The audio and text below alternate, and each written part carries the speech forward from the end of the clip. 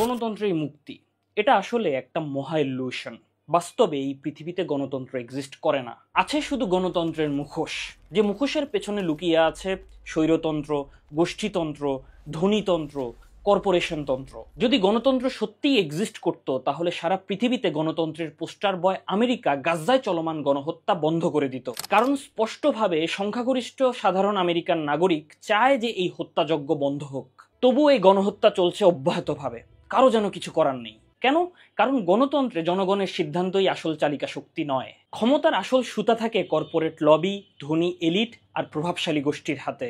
গণতন্ত্র হচ্ছে একটা নিখুঁত অভিনয় মঞ্চ, যেখানে জনগণকে দেয়া হয়েছে ভোট নামক খেলনা, যাতে তারা মনে করে যে তারাই ক্ষমতার মালিক। কিন্তু ভোট শেষ হবার পরেই মঞ্চের নিয়ন্ত্রণ চলে যায় অন্য হাতে। রাজনীতিবিদরা কেবল অভিনেতা, নাটকের প্রকৃত পরিচালক থাকে পর্দার আড়ালে। জনগণ যখন যুদ্ধ চায় না তখনও যুদ্ধ হয়, জনগণ যখন শান্তি চায় তখনও রক্ত ঝরে, জনগণ যখন চায় হত্যাযজ্ঞ বন্ধ হোক তখনও গণহত্যা চালিয়ে যাওয়া হয়।